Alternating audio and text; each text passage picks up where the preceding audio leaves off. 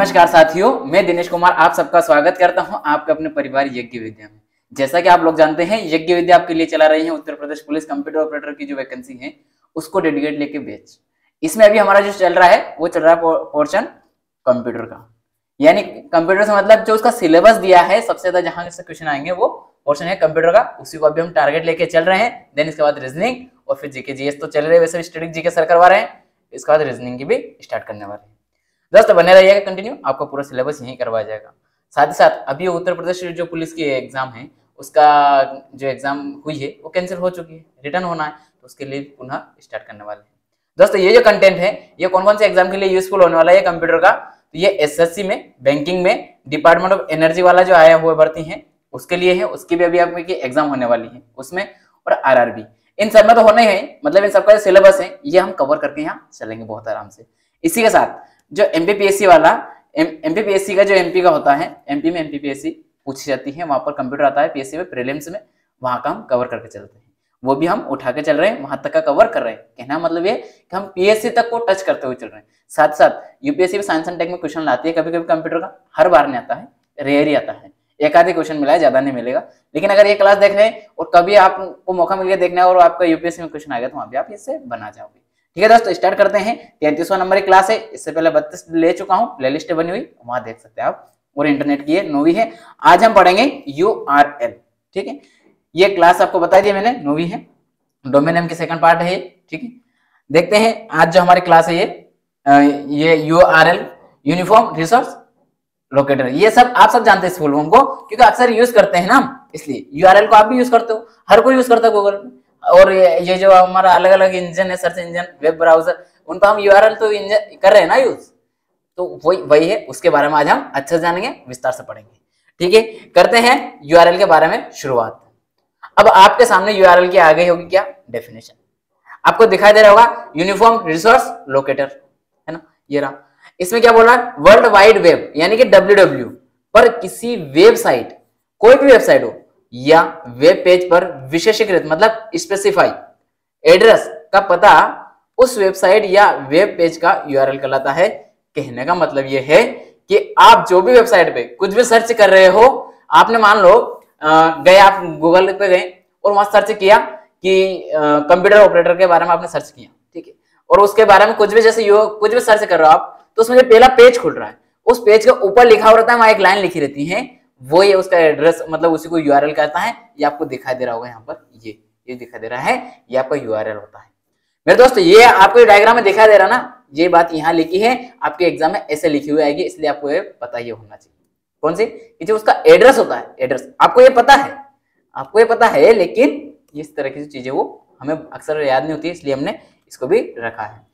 अगला क्या बोल रहा है इसमें, वेब ब्राउजर का उपयोग कर किसी, मतलब वेब ब्राउजर जो है उसका यूज करके, हम उसका यूज करेंगे तो उसका यूज करके किसी भी वेबसाइट, कोई भी वेबसाइट हो सकती है या कोई वेब पेज तक पहुंचने के लिए वेब ब्राउजर के एड्रेस बार पर यूआरएल टाइप किया जाता है। ये रहा आपका कौन सा, ये वाला, ये दिखाई दे रहा ना, ये वाला, इसमें क्या टाइप कर रहे हो आप, ये यूआरएल एड्रेस टाइप करते हो। किसी भी उसका ये करोगे, जैसे आप यज्ञ विद्या के इस पर गए पीडीएफ डाउनलोड करने के लिए हमारी वेबसाइट यज्ञ विद्या पे, तो वहां आप यज्ञ विद्या की वो डाल रहे हो ना, एड्रेस तो डालोगे ना, तभी तो वहां पहुंचाएगा आप यज्ञ विद्या की उसकी वेबसाइट पे कैसे पहुंचाएगा, जब वो उसकी जो साइट है क्या है हमारे www.yajnavidya.com, ये है, ये आप डालोगे तभी तो आपको वहां पहुंचाएगा, मतलब ये एड्रेस वहां टाइप करोगे, समझ में आई, ये बात यहां बोलना चाह रहा है। यूआरएल में डोमेन नेम शामिल होगा ना, डोमेन नेम पिछली क्लास में हमने बताया था डोमेन नेम क्या क्या होता है। अब ये यूआरएल डोमेन नेम का ही टाइप चल रहा है ना, डोमेन नेम के अंदर ही पढ़ रहे हैं हम इन सबको, तो डोमेन नेम तो उसके अंदर ही आएगा। डोमेन नेम पिछली क्लास में बताया था मैंने आपको क्या क्या होता है, आपको कमेंट बॉक्स में बताना है। अभी मैं क्या करूंगा, बार बार बता के आपको वीडियो को बड़ा नहीं करूंगा। यूआरएल डोमेन नेम शामिल होता है तथा इसमें किसमें शब्द, अंक या विराम चिन्ह हो सकते हैं। मतलब आपका क्या, ये जो आप लगा रहे हो ना, जैसे कि ये वाला डंडा लगा दिया आपने, इसके साथ क्या होता है, आपका जो भी आप लिख रहे हो, जैसे अगर आप हमारे लिखोगे तो उसमें वो डॉट लगा हुआ है www.com, तो डॉट लगा रहे ना, डॉट तो लगा रहे हो ना, वही वाली बात है। उस तरह के जो अलग अलग होते हैं उनका चिन्ह का प्रयोग हो सकते हैं। किसी वेबसाइट में प्रत्येक वेब पेज अपना अलग अलग, अपना क्या होता है, अलग यूआरएल होता है। सभी वेबसाइट का अपना अपना अलग होगा ना। अरे भाई मेरा अपना खुद का जो आईडी है, अगर मेरा अपना ब्लॉग है वो मेरी अपनी पर्सनल है ना, तो वो मेरा अलग यूआरएल है। लेकिन हमारे यज्ञ विद्या की जो है वो कंपनी का जो हमारा है वो उसका अलग है। ऐसा नहीं मेरा और उसका सेम हो जाएगा, सबका अलग। आपका और मेरा सेम नहीं हो सकता, आपका अलग है और मेरा अलग है। सभी की अपनी अपनी आईडी अलग होती है। वो बोल रहा है कि यूआरएल सबका अलग अलग होता है, सबका एक जैसा नहीं हो सकता है।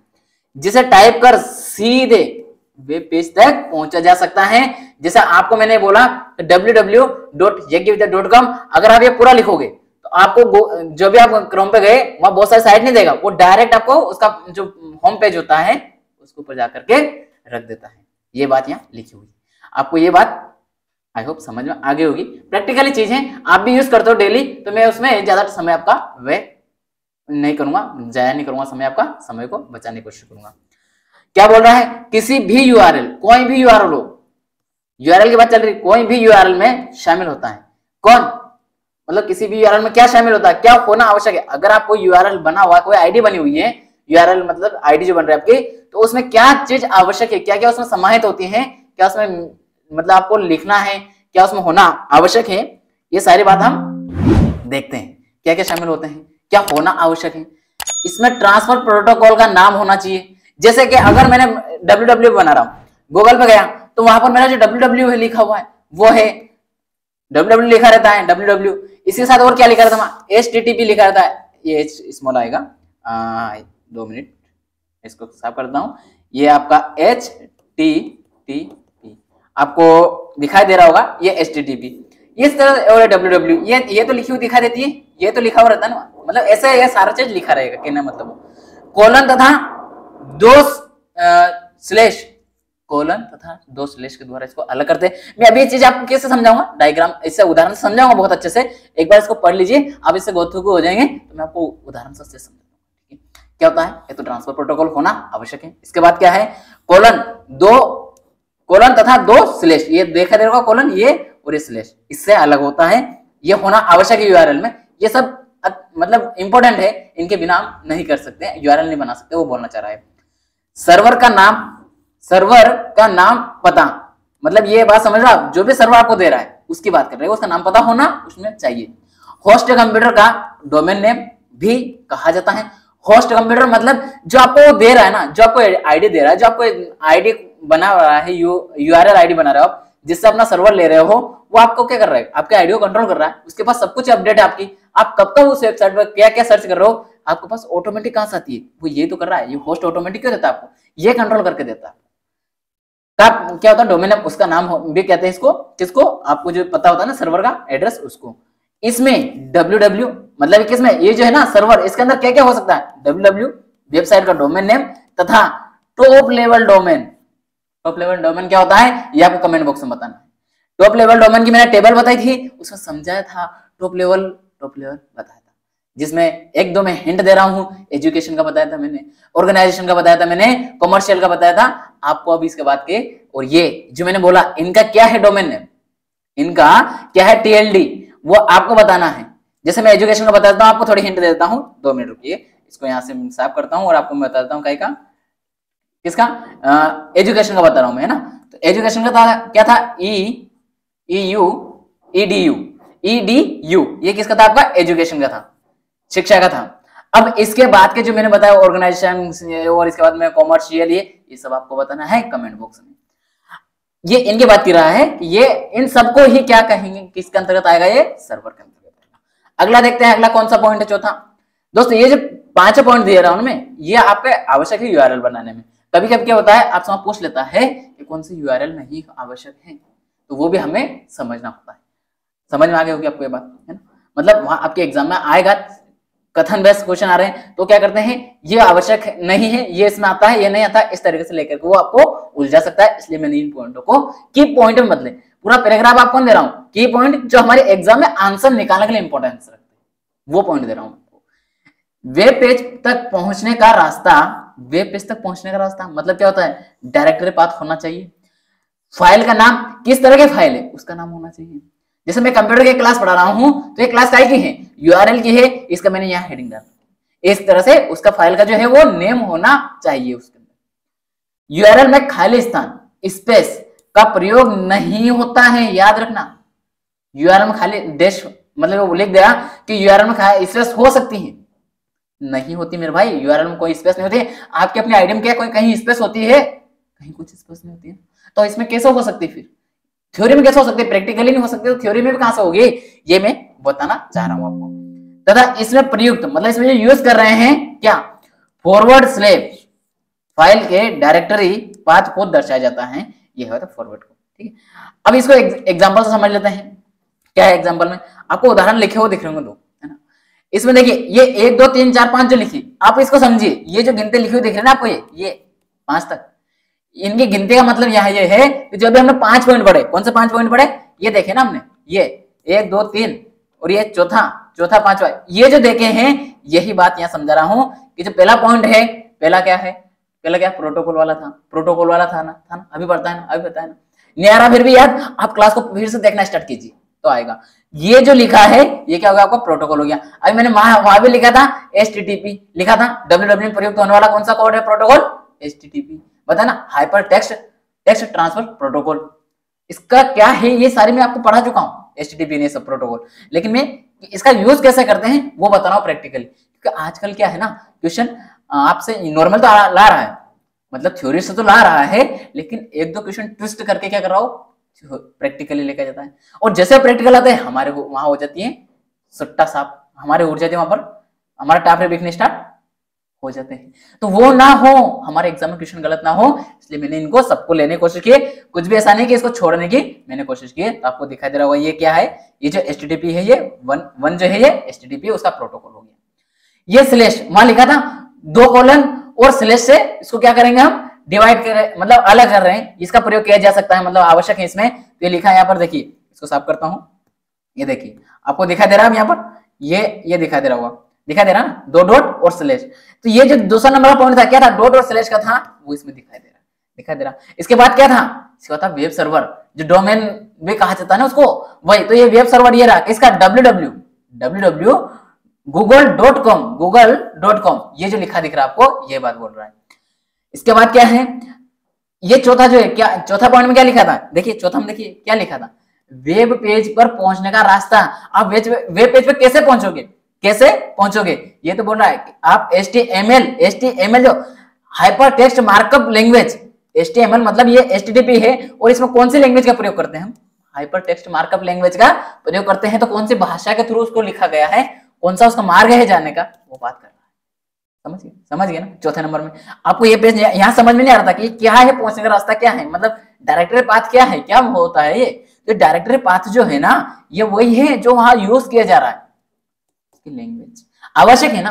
आप कैसे वेब पेज लिखोगे, अगर वेब पेज में आपको उसकी कोई भाषा नहीं याद है तो आप लिख कैसे सकते हो, इसलिए ये आवश्यक है। अगला क्या बोल रहा है, 5वां, देखिए ये क्या लिखा, index.html, ये क्या हो गया, फाइल। क्या आपने जो भी फाइल डाली वहां, यानी कि मैं जो पढ़ा रहा हूं इसको मैंने क्या किया, PDF ना देता हूं, मैंने क्या किया, मेरे जो अपना ब्लॉग है उसमें मैंने टाइप किया, पेज बनाया और मैंने गूगल पे डाल दिया, मेरे ब्लॉग पे डाल दिया। ठीक है, अब जैसे मैंने मेरे ब्लॉग पे डाला है ना, तो वहां जब डाल रहा हूं तो उसमें एक हेडिंग वाला मेरे को डालना पड़ता है। तो हेडिंग में मैं क्या लिखूंगा, फाइल का नाम तो लिखूंगा कि उस जो पेज में इतने पेज दे रहा हूं उसको, जो आप कहीं भी सर्च करोगे तो मेरे पेज आपको क्यों देगा सर्चिंग में, वो क्यों, क्योंकि आप उस इंडेक्स में लिखा है मैंने कि कंप्यूटर में मैं URL का जो है ये, इसका बारे में मैंने डिटेल में समझा रखा है, आप इसको पढ़ सकते हैं आगे डिटेल में। तो मैं वो जो हेडिंग डालूंगा ना, वो ये इंडेक्स वही तो रहेगा, क्या क्या है। अरे आपकी किताब का इंडेक्स नहीं देखा आपने, चैप्टर बने रहते हैं, देन उसके आगे उसका पेज नंबर लिखा था, बस आगे पूरा डिटेल तो आगे रहेगा ना अंदर, लेकिन बाहर तो क्या होगा, मेन फ्रंट पे इंडेक्स में केवल क्या रहेगा, हेडिंग रहेगी। वही बात यहाँ बोल रहा है, फाइल का क्या होना चाहिए, फाइल का नाम था, फाइल का नेम था, वही बोल रहा है। 5 पॉइंट नहीं याद आ रहा, अरे देखिए ना, ये तो बोल रहा हूँ फाइल का नाम, ये मैंने आपको समझा दिया है। आगे देखते हैं, ये समझा दिया है पूरा मैंने आपको ये। अच्छा दूसरा भी एक और उदाहरण, सॉरी अब इसमें भी क्या समझा, बात वही है, ये इसको दर्शा रहा है, ये 2 इसको दर्शा रहा है, ये 3 में इसको दर्शा रहा है और चौथा इसको दर्शा रहा है। ये अगर पहला याद है, पहला समझ गया आप, तो दूसरा समझाने की मुझे आवश्यकता नहीं है, ये आप समझ गए। तो मैंने आपके लिए रखा है कि आपको बताना है इसमें आपको होमवर्क ये, इसमें कौन सी चीज क्या है, होमवर्क है आपके लिए, ठीक है, ये आपको देना है। क्या ये आपका होमवर्क है, ये आपको देना है कमेंट बॉक्स में कि इसमें फाइल नेम, इंडेक्स जो भी है, मतलब इसमें कौन सी भाषा, क्या क्या, कौन सा 1 2 3 4 5 जो लिखा है, ये 4 लिखा है, ये चारों कौन किसको प्रेजेंट कर रहा है, ये आपको कमेंट बॉक्स में बताना है। भूलिएगा नहीं, ये बताना है जब भी आप क्लास देखेंगे, ठीक है। देखते हैं यूनिफॉर्म रिसोर्स आइडेंटिफायर। आइडेंटिफायर मतलब हम कैसे उसको आइडेंटिफाई करें, कौन कौन सा है यूनिफॉर्म हमारा वो है, उसको समझते हैं। क्या लिखा है पहले लाइन को पढ़ते हैं, फिर उसको समझते हैं, है ना। थोड़ा अच्छा लगेगा, पहले समझा दें या फिर दोनों ही एक अच्छा होता है, लेकिन पहले पढ़ के सुना देता हूं ताकि आपको वो पहले पता चल जाएगा। अच्छा ये बात है, जो शब्द समझ में नहीं आएगा मैं समझाऊंगा, आपको समझ में आ जाएगा, है ना। चले क्या बोल रहा है, क्या बोल रहा है, URI वर्ल्ड वाइड वेब पर, वर्ल्ड वाइड वेब पर स्थित, स्थिति की बात हो रही है, वहां जो स्थित है, स्थित मतलब वहां पर अपलोड की हुई जो भी आपने फाइल है उसकी बात कर रहा है।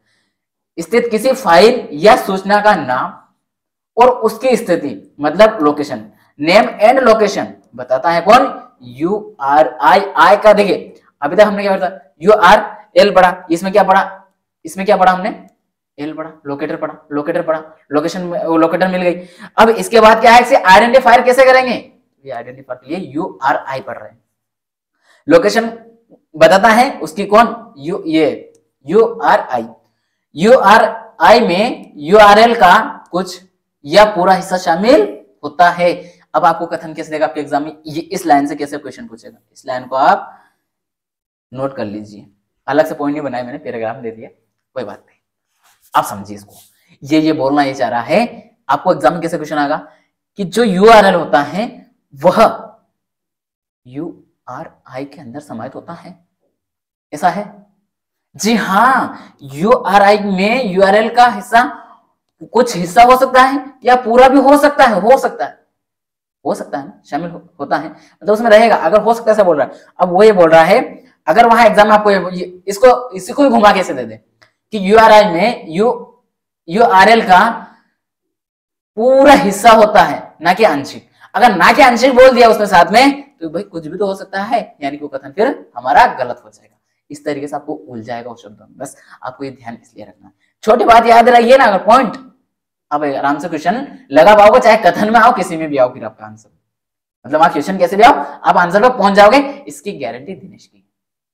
छोड़ दीजिए, आप छोड़ दीजिए कंप्यूटर को, मेरे भरोसे जो मैं पढ़ा रहा हूं सेशन को पढ़ लीजिए पूरा, देन जब प्रैक्टिस कराऊं प्रैक्टिस में आप कंटिन्यू लेना, आपका पूरी तरह से कंप्यूटर में 80 में से 80 क्वेश्चन जो आएंगे वहां से 75 क्वेश्चन की गारंटी अपनी तरफ से है, दी आपको गिफ्ट में यूट्यूब से। URI में सूचना या फाइल का नाम या स्थिति या दोनों होता है, ये बात मैंने समझा दी आपको। कुछ भी URI में क्या होता है, सूचना भी हो सकती है, क्या है वो, फाइल का नाम क्या है वो हो सकता है, उसकी स्थिति उसकी लोकेशन हो सकती है, या दोनों कुछ भी हो सकते हैं, फाइल नाम सभी हो सकते हैं उसके अंदर शामिल, क्या नाम मतलब वो हो सकता है। जबकि URL, अब देखना कंपैरिजन हो रहा है, URI की बात चल रही थी, अब किससे चलेगी अपनी, URL सूचना की स्थिति, लोकेशन तथा उसे प्राप्त करने का मार्ग बतलाता है। URL आपको क्या बता रहा है, डायरेक्शन बता रहा है, डायरेक्टरी पाथ है ना उसके अंदर, डायरेक्टरी पाथ है ना, डायरेक्टरी पाथ क्यों दिखा रहा है, आपको जाने का रास्ता दिखा रहा है, लेकिन इसके अंदर ये सब इसके अंदर होते हैं, ठीक है। मतलब जो इसमें है इसके ये पूरा ही लगभग किसके अंदर आता है, URI में आता है। अब देखिए ये जो दिखाई दे रहा है आपको URL, ये है आपका URL, ठीक है, और ये आ गया आपका URL, ठीक है, ये दो लिखा है, और ये जो पूरा है ये आपका URI होता, ठीक है, ठीक, आई होप समझ गए होंगे, आप समझ गए होंगे। आगे देखते हैं अगला क्या बोल रहा है, नोट। ओ भाई ये नोट क्या होता है सर, अरे नोट की मतलब है कि आपके एग्जाम का वो क्वेश्चन होगा, क्या होगा, प्रश्न होगा आपके एग्जाम में आएगा, और आपको जितना नंबर का क्वेश्चन आता है, कितना आता है, एक नहीं 1 पॉइंट कुछ ऊपर रहता है, 1.3 या 4 ऐसा कुछ रहेगा उसका, इतने नंबर का एक क्वेश्चन रहेगा आपका कंफर्म, 1.3 ऐसा ही कुछ है ना, क्योंकि 160 क्वेश्चन आएंगे, देन लगभग 200 नंबर पेपर रहेगा, तो कुछ पॉइंट ऊपर ही चलेगा, ठीक है। नोट क्या बोल रहा है, किसी वेबसाइट का URL टाइप करते समय बड़े अक्षरों, कैपिटल अक्षर, कैपिटल लेटर्स तथा छोटे अक्षरों मतलब स्मॉल लेटर का विशेष ध्यान रखना होता है। नहीं समझ आया, ये बोलना चाह रहा है, अगर आपको मेरा इस पे जाना है, चलिए हमारी यज्ञ विद्या का देखते हैं, मेरी वाला नहीं बताता हूँ, यज्ञ विद्या बताता हूँ। आपको जाना है यज्ञ विद्या की वेबसाइट पे, है ना, तो उसमें क्या करते हो, www डालते हो, है ना, इसका डॉट डालते हो, फिर यज्ञ विद्या में वाई कैपिटल है या स्मॉल है, इसका ध्यान रखना है। अगर हमने कैपिटल लिखा तो आपको सर्च करते टाइम वो कैपिटल ही डालना होगा, उसके बाद का जो स्मॉल है तो स्मॉल डालना है। और जो मतलब वही बोल रहा हूं मैं कि जो कैपिटल है तो कैपिटल, स्मॉल है तो स्मॉल, जैसा उसमें लिखा है, जैसा वो सामने वाला बनाया है, जैसा उसका आईडी है वो ही लिखना है हमें, कोई हम बदलाव नहीं कर सकते, उसमें छोटा बड़ा नहीं लिख सकते, जो उसमें लिखा वो लिख सकते हैं। एक और एग्जांपल लेकर समझाता हूँ, है ना, जैसे मैंने लिख दिया मेरा नाम लिख देता हूँ, है ना, यहाँ कुछ भी एड्रेस आएगा, क्या आएगा, जैसे मान लेता हूँ HTTP, ये प्रोटोकॉल हो गया, है ना, ये 2 सेमीकोलन ये बना दिया, है ना, ये बना दिया पूरा वेबसाइट के लिए। इसके बाद मैं क्या कर रहा हूँ, इसके बाद में जो भी उसका प्रोटोकॉल वो चल रहा है, अब यहाँ मैं कुछ भी लिख लेता हूँ 1 मिनट समझने के लिए, है ना, मैंने यहाँ लिख दिया है दिनेश का D कैपिटल लिखा और बाकी सब स्मॉल लिख दिया, है ना, और इसके बाद क्या किया मैंने, डॉट लगाया और मैंने और कुछ लिख लिया, और क्या लिखना मेरे को, और मैं कुछ मेरे हिसाब से कुछ बना सकता हूँ, क्या बना सकता हूँ कि मैं कंप्यूटर पढ़ा रहा हूँ, है ना, कंप्यूटर पढ़ाना, कंप्यूटर डॉट इन, जो भी मैंने यहाँ लिख दिया। अब आपको ये दिखाई दे रहा होगा पूरा, है ना, कंप्यूटर ये है वो मेरे दोस्त, ये है ना। अब ये मैंने यहाँ इन लिखा, अब आपको ये ध्यान देना है कि मैंने कहाँ क्या लिखा हुआ है, डी मैंने कैपिटल लिखा है तो आपको डी कैपिटल ही सर्च करना होगा आगे, ठीक है, और आगे मैंने ये सी लिखा है ये स्मॉल लिखा है, अब आप इसको कैपिटल नहीं लिख सकते हो, स्मॉल है तो आपको स्मॉल ही लिख के सर्च करना है, और इन दोनों बीच मैंने क्या लगा रखा है, डॉट लगा रखा है, वो डालना है, ये यहाँ बोलना चाह रहा है। आई होप आपको ये बात समझ आ गई होगा कि क्या बोलना चाह रहा है ये नोट वाला, ये इसका ध्यान रखना पड़ता है, मतलब ये केस सेंसिटिव मामला है, इसके अंदर यूआरएल में कैसा है, केस सेंसिटिव। अच्छा ये बताओ, मैंने आपको एक और बात बताई थी, एक जगह और केस सेंसिटिव बताया था कैपिटल और स्मॉल का, ये आपको कमेंट बॉक्स में बताना है। नहीं याद आ रहा, पिछली क्लास देखो ना, चलो सुन लो। जीमेल जो आप लिखते हो, जो आपका एड्रेस है, क्या आप ऐसा लिख सकते हो, अगर मैंने ये लिख रखा है दिनेश, अगर मान लो ये मेरी ईमेल आईडी मान ली जाए, है ना, यहाँ gmail.com कर देता हूँ, है ना, और ये मेरी जीमेल आईडी अगर, तो अगर मैंने डी कैपिटल लिखा तो आप जब मुझे अगर कुछ फाइल सेंड करोगे तो ये कैपिटल लिखोगे, और अगर मैंने यहाँ स्मॉल लिख रहा तो आपको स्मॉल ही लिखना पड़ेगा।